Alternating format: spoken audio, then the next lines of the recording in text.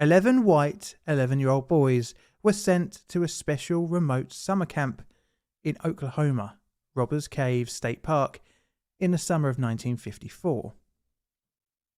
Each child is unknown to one another, but they all have a few common background traits: their ethnicity, religion, and two-parent upbringing. They have been told that they will be living together on this scout camp site, but first they must all get to know each other and pick a group name. To solidify the bond between the boys, a number of regular summer camp activities are undertaken, such as swimming, hiking, and playing games. The boys pick the name the Eagles and stencil this onto white flags. What the children didn't know was that an almost identical story was playing out with another group of 11 to 12-year-old boys across the park, and they had given themselves the name the Rattlers. Neither group is aware of one another, and they are also unaware that in just a few days' time they'll be competing against each other in a number of standard summer camp activities.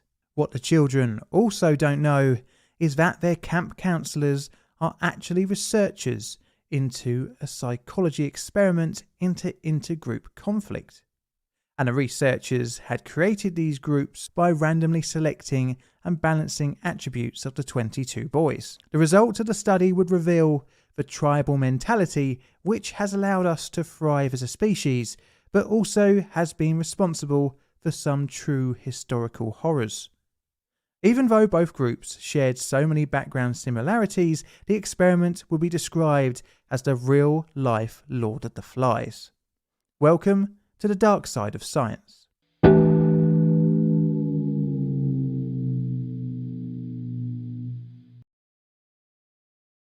Our story starts not in the USA, but in the Ottoman Empire, with the birth of Muzaffar Sherif on the 29th of July 1906. Sherif, in the first 20 years of his life, would see a tumultuous time for his home country, with the Italo-Turkish War, the Balkans Wars, World War I, and the Armenian deportations. He grew up in Odomis, located 113 kilometres south of the city of Izmir, in roughly the west of modern-day Turkey. Izmir would see occupation during the Turkish War for Independence, which ran between 1918 and 1923. Sherif would go on to college during this period, graduating in 1926 with a Bachelor of Arts from Izmir International College. His education would continue with him earning an MA from Istanbul University in 1928. After discovering the works of William McDougall, he looked into the theory of instinct and social psychology. As a surprise to probably no one, McDougall was also into eugenics. It does seem like everyone was into this theory in the early 20th century. Anyway, I digress. Sherif would enroll at Harvard in the late 1920s, gaining an MA. He would re-enroll in 1933 after a visit to Germany, although he would change to Columbia for his doctorate, earning his PhD in 1935. Upon returning to Turkey, Sherif was offered a position teaching at Ankara University. During his time at the university, he was very open about his anti-fascist views. At a time with Germany falling under the spell of Nazism, Sherif was highly critical of Hitler and became a communist ideological supporter. This would get him into trouble in the mid-1940s, when in 1944 he was detained with a number of Turkish Communist Party members. Turkey during World War II was a neutral power for the most part, until it sided with the Allies in February 1945. But the country was fearful of a Soviet invasion and sought to secure itself with the capitalist Western Allies. This was around the same time that Sherif decided to leave Turkey and return to the USA after being detained, in fear of a harsher punishment for his political activities, as the country looked further to the west in its political alignment. Sherif, a graduate from 2 US universities, found his Marxist views in the late 1940s a benefit to his career, as the social academic environment at the time was far more left-leaning. This led to his book The Psychology of Ego Involvements, 1947, published from Princeton University. But being left-leaning wasn't to be a benefit for too much longer, as the dark shadow of the Cold War loomed and the rise of McCarthyism. By the beginning of the 1950s, Sharif's social, political and professional ties to Turkey fell apart during the anti-communist movement. To add further insult to injury, Ankara University officially fired him, citing his marriage to a US citizen. Oh yes, I nearly forgot to talk about Carolyn, his wife. The couple met in 1945 when Carolyn, who at the time was a research assistant at Princeton University under Mr. Sharif. She had gained a master's degree in 1944 while studying under Wendell Johnson of monster study fame. Their professional relationship developed into a personal, then romantic, culminating in their marriage in December 1945. The two would go on to produce multiple works in the psychology and social psychological fields. Okay, well, that's a little bit of a background to the experimenters. Let's look at the experiment itself. Starting in 1945, the Sharifs began to look at the field of social in-group. Let me dust off my dictionary for a second for the official definition. An in-group is a small group of people in an organisation or society whose members share the same interests, language, etc., and try to keep other people out. The Sharifs sought to artificially create in-groups amongst young boys to see if they could turn these groups against one another to study the intergroup conflict. The first experiment would take place in the summer of 1949 with 24 white 12-year-old boys from lower middle-class Protestant backgrounds at an isolated camp in Middle Grove. It would be funded by Yale University and the Department for Scientific Research of the American Jewish Community. The reason for all the children having the same background was to eliminate differences apart from personality between the boys. Sharif would, for the experiment, disguise himself as Mr. Musée, the camp caretaker, as a way for him to observe the behaviour of his subjects. The experiment would be formed of 3 stages. The first consisted of all the boys taking part in activities amongst each other and were allowed to form friendships. After a while, the 24 boys were divided into 2 groups. The experimenters deliberately separated the budding friendships in their selection of each cohort of 12 children. From then on, stage 2 commenced, where each group would only be allowed to interact within each other. This was to try and establish an in-group mentality. The team buildings were conducted where a common goal appealed to all in the group. By the end of this stage, Sharif noted that friendships were bonding within the individual groups and a hierarchical structure had formed. They found that the boys preferred interacting with their own in-group over the other. Although this seems like a clean-cut hypothesis confirmation, it wasn't so perfect, but we'll discuss that later on. Now, with the 2 groups, stage 3 would involve adversarial competition. It was observed that the 2 groups would act hostile to one another. And although acting democratically internally in their 12-strong teams, the boys didn't conduct themselves accordingly with the outgroup. Sharif tried to restore harmony at the end of the study by giving the boys a common enemy to unite against. They did this by beating a softball team from outside the camp, although tensions still existed between the 2 groups. With these promising results, the Sharifs sought out to expand upon the subject of in-groups. This brings us on to the 1953 Sharif's next experiment into intergroup behaviour. The study would follow the same lines as the 1949 experiment, but would employ greater laboratory controls. We would only get to stage 2 before being terminated early. Sharif would later say in his 1961 Robber's Cave book on the reason for the failed experiment. Owing to various difficulties and unfavourable conditions, including errors of judgment in the direction of the experiment. But Sharif's seemingly dismissive comment on the study actually glosses over the real reason, but that will be revealed later on. This meant that a rerun was in order, and with the remaining grant money burning a hole in Sharif's pocket, this finally brings us on to the Robber Cave study of 1954. The rerun was planned to take place beginning in June for 3 weeks of the summer of 1954. The experiment would have 22 boys, all from similar backgrounds, but vitally not to have ever had any previous interactions with one another. But where to get so many children? It's not like you can just go take a class from a school, as there would be prejudices, in-groups, microcultures, and already inevitable rivalries. All of this could muddy a potential experiment. In order to find a group large enough, a city had to be selected to find the pool of subjects. The experimenters settled on Oklahoma. Sharif decided that a maximum of 1 boy per school could be selected. Researchers were dispatched throughout the city to its many schools, and armed with higher education credentials and a letter, managed to gain permission from the principals to go into the schoolyard to observe 5th grader boys playing. These credentials also gained access for the researchers to the children's school records. This, compared to the modern world of stranger danger, really blows my mind. Oh, the 1950s, where a degree and a letter will get you in anywhere. In total, around 200 children were selected. This would require a little more selection, down to around 50. Anyway, to cut a long story short, around 5 or 6 children per school were selected, rated top to bottom in preference, and their parents were contacted in the same order. The parents were given the same explanation of the study as the principals, that the Sharif team was looking to study the interaction of group activities within teams and how they would act during sporting activities and their attitudes towards winning or losing. The parents were explicitly told that visiting their child during the 3 weeks was prohibited and the camp would cost $25, which apparently on the inflation calculator is around $261 in 2022 money. Eventually, the 22 participants were selected and thus the experiment could begin.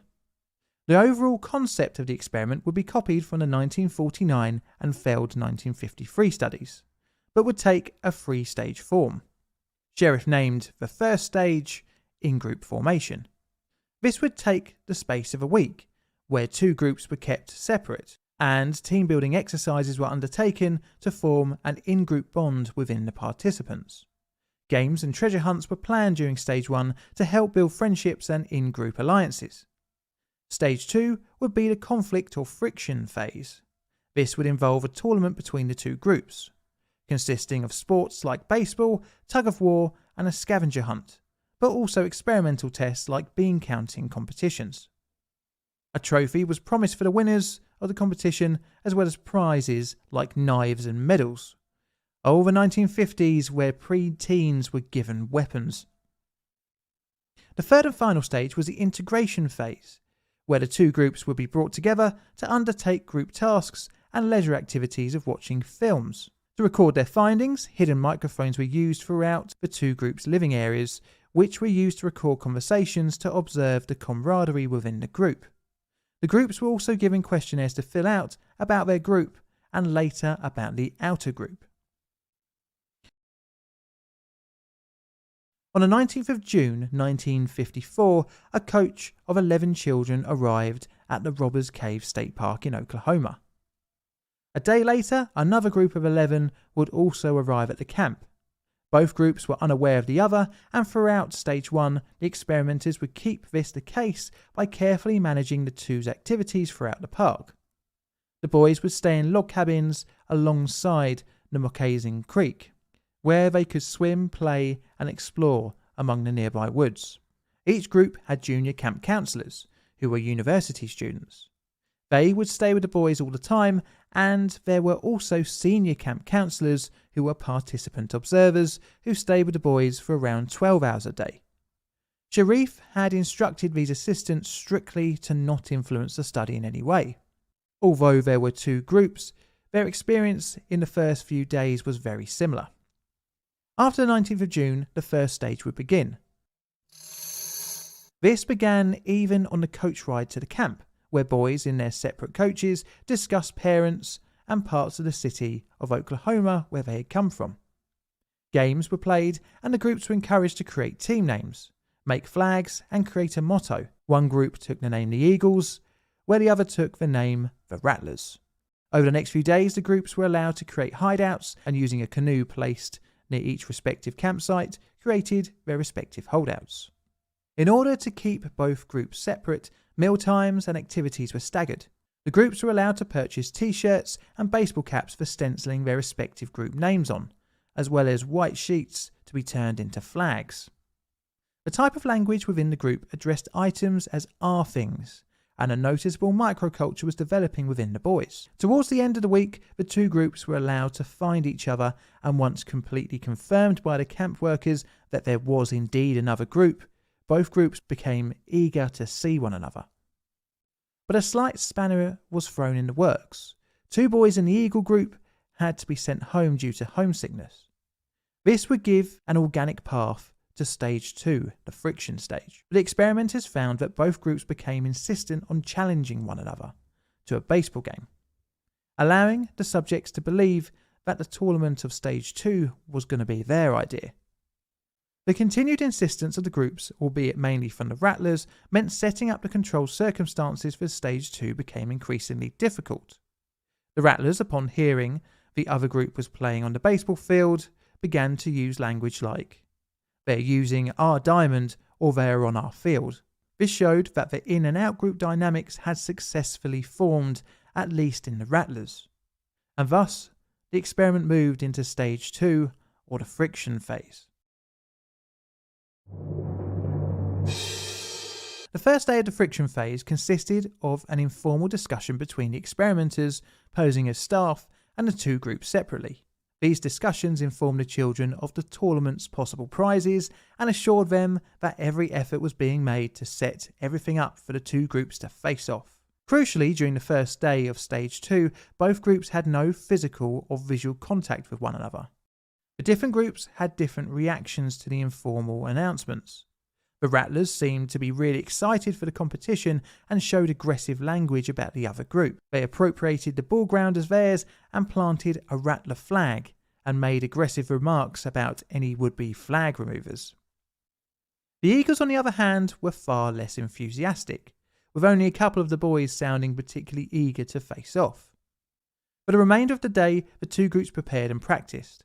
The Eagles were showing, as the day progressed, a greater group pride when their flag was attached to a pole.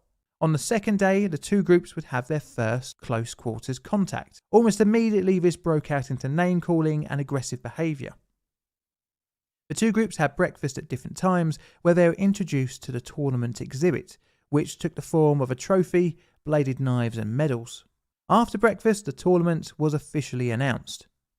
The groups were informed that each game would accrue points to the winning team, and the team with the largest number of cumulative points would win the whole tournament. There was a mix of competitive activities as well as activities to be completed separately by the groups, which would be judged by the staff. The games were to consist of baseball and tug of war on the first day, and second day of the competition, touch football, tent pitching and baseball on the third day, and finally a tug of war and tent pitching on the fourth. The separately completed activities were cabin inspections on the second day, as well as skits and songs. Day 3 had another cabin inspection, and day 4 had another cabin inspection and a treasure hunt. The second group of activities allowed the experimenters to even out the score to keep the teams neck and neck for longer, thus increasing the friction between the groups. Straight off the bat, don't excuse the pun, the Rattlers won the baseball game and the tug of war. This was evened out by the experimenters during the cabin inspections. After the first 2 days of the tournament, the cheers for the losers and good sportsmanship went out of the window, degenerating into heckling. During meal times, insults were thrown at each other and intergroup relations further fell apart. After the first tug of war, the defeated Eagles took the Rattlers' flag from the baseball pitch and set it alight. The next day, the Rattlers were sent for breakfast first, in order for them to see the charred remains of their flag. In retaliation, a punch-up between the two groups ensued, and in the scuffle, a member of the Rattlers grabbed and burned the Eagle flag. The next tug of war on the second day resulted in a strong win for the Eagles. Frustrated in this, and fueled with anger from the flag burning, the Rattlers set about planning a raid of their adversary's camp. In the night around 10:30 p.m, the Rattlers group hit the Eagles' cabin, turning beds and ripping window screens, stealing comic books and even clothing. The next day during lunch, the Eagles hit the Rattlers' cabin, doing the same amount of damage. The Rattlers by now had also replaced their burnt flag with a stolen pair of trousers, much to the annoyance of the Eagles. The competitions continued and were manipulated in such a way that by the last day of the competitions it was neck and neck and pivoted on the final task, the treasure hunt. Because the hunt was separate between the two groups, again this result could be manipulated in the favour of the smaller Eagle group. Right at the end of the hunt, both teams were brought out in front of the trophy and prizes, and the winners were the Eagles. The Eagles did the hunt in 8 minutes and 38 seconds, and the Rattlers did theirs in 10 minutes and 15 seconds. The difference was night and day between the groups' reactions. The Eagles, gleeful in the win, shouting and jumping, juxtaposed to the Rattlers dejected sitting watching the winners celebrate. The Eagles went off to the creek to swim and play in victory. This must have grated on the defeated group, and they planned to even the score. The Rattlers again raided the Eagles' camp, and in doing so stole the knives and medals which had just been won. Upon finding out, the Eagles squared off against the Rattlers, and a fight looked like it was about to break out. A couple of the boys scuffled, but quickly this was broken up by the staff. The Rattlers' observers herded the group back up the path to their camp. A staff member returned some of the prizes to the Eagles, but it was clear that neither group wanted to have anything to do with the other.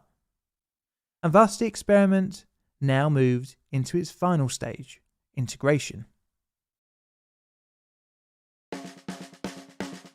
Sharif and his team had created two groups who had become arch enemies. This hatred was not from racial, religious or cultural backgrounds, but purely from being arbitrarily selected into a group by a third party. Initially, it was thought that just exposure of the two groups to one another would increase positive feelings between the two. Sharif tried group meals and watching movies in the recreation hall. During these scenarios, the staff would leave the groups. During the initial contact, seating was freely available, thus giving the opportunity for the groups to intermingle. And before each meal or film, the groups were made to wait near each other, but almost all interactions devolved into arguments and insults. During a lunchtime, unsurprisingly, both groups had chosen seats with one another, and again it devolved into insults and even a food fight. In order to bring the groups together, Sharif decided that stage 3 would include introducing a common goal. The experimenters engineered a fault with the water system. This was done by turning off the tap from the camp's water tank and covering over the area with two boulders. It was hoped that the perceived deprivation of water would bring both groups together. They were told that vandals had done this before in order to absolve blame from either group or the staff, and were told that at least 25 people were needed to find the issue and fix it, thus requiring at least both teams to cooperate. After the combined effort of both groups fixed the water issue, many of the boys went off to catch lizards, play and carve wood whistles. But interestingly, the children weren't working within their groups, but had separated off, intermingling. But the intergroup friction continued to persist when the groups were separated for dinner, leading to more insults and arguing. Another engineered cooperation task was securing the film Treasure Island. The children were told that the camp couldn't afford the $15 for the film. As most of the children wanted to see the film, it was suggested that both groups could contribute some money. After some initial hostilities of saying either group should pay the full amount, eventually a mutually acceptable amount was agreed upon, where both groups paid an equal sum of $3.50, and the staff paid the rest. Although the $3.50 was not individually equal, as the Eagles only had 9 members, the breakdown of intergroup hostility showed some progress. During the negotiations, the boys intermingled again by playing and talking. The next day, the two groups agreed to take turns in going first for lunch and dinner. Towards the end of stage 3, a campout was planned at Cedar Lake, which would involve a truck ride, including both groups. Once at the lake, there was another engineered issue, this time with the truck, requiring all the boys to take part in a tug of war, not against themselves, but instead against the stricken vehicle. After several attempts of pulling the vehicle, the truck restarted and both groups erupted into jubilant celebration across group lines. The next day, a trip to Arkansas was announced. This, unlike before, was seen as agreeable by both parties for the other to come along. For the final dinner back at the Robbers Cave site, the experimenters mixed around the seating from before, as to encourage more intermingling. Both groups, as they had done before, lined up, but interestingly, after collecting their food, all of the boys sat together across group boundaries. During the evening's discussion, the idea was posited that they all travelled back home on the same bus. Although a couple of dissenting opinions were voiced, the majority seemed to look forward to the proposition of all travelling together. Even on the journey home and a stop for refreshments, the Rattlers agreed that a $5 prize they had won be spent on drinks for everyone, regardless of group.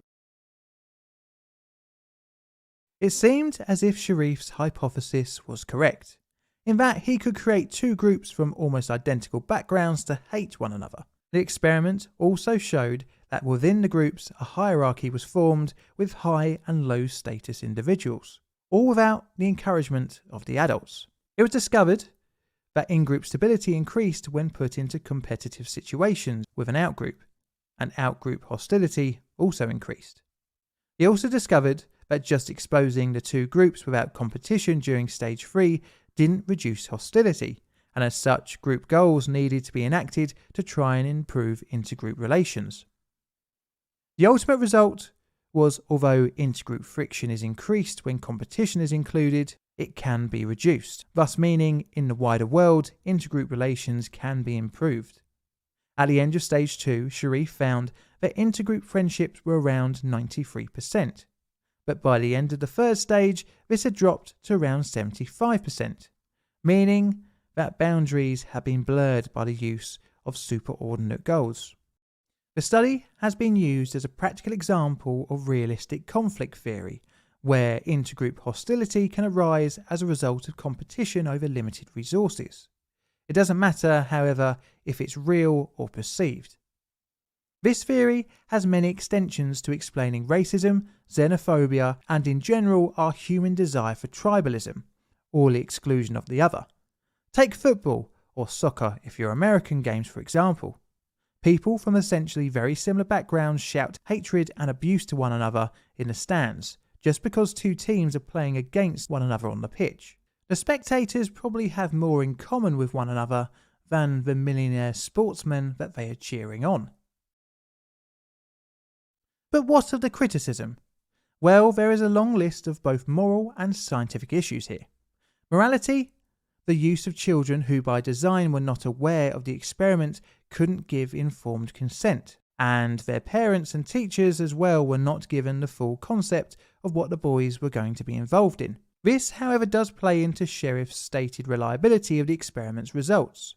But the scientific validity of the study has also been criticised. This is due to the odd vibes during the experiment, where staff members did not exactly act like they were actually staff. Instead of breaking up fights, they took photographs. Instead of telling of poor behaviour, they took notes. This was clearly not subtle, as the reason for the 1953 study ending early was likely due to the fact the children kept on asking why there were microphones hanging in their camp, and the ultimate discovery of a notebook with observations of the children written in. The children, instead of forming into two groups, actually rallied against the experimenters, thus scuppering Sharif's theory. In the Robbers Cave experiment of 1954, the assertion of Sharif that the adults had no influence over the children is clearly wrong, as stage 2 was manipulated to increase the tension between the groups. Even one of the group's names, the Rattlers, was influenced by the boys witnessing one of the adults shooting a snake. The fact that the staff did not act like normal camp workers could have played up the reaction of the boys to be more aggressive. Also, there was no control group, which also brings up issues of the experiment's result validity. How can we know for certain if the groups would become hostile, have food fights, and shout abuse at each other at a normal camp where staff wouldn't intervene and stop the bad behaviour? Furthermore, it could be normal for boys who started out as enemies to end up as friends after 3 weeks, regardless of the superordinate goals set out by the experimenters, leading to Sharif placing more weight on the results and attributing the children's actions to his realistic conflict theory. The study would become a cornerstone of realistic conflict theory and put the Sharifs into the Hall of Fame of experimental psychologists. But multiple modern re-evaluations of the experiment have disputed this. In Gina Perry's book, The Lost Boys, which during her research went through all the material from the experiment, found that there was more backstage manipulation than originally thought. The way the Robbers Cave experiment book is written glosses over the manipulation in its neutral language, as Gina pointed out. What is interesting, however, is how the 1953 study actually proved the better nature of the children, in that they stayed friends and turned against the experimenters.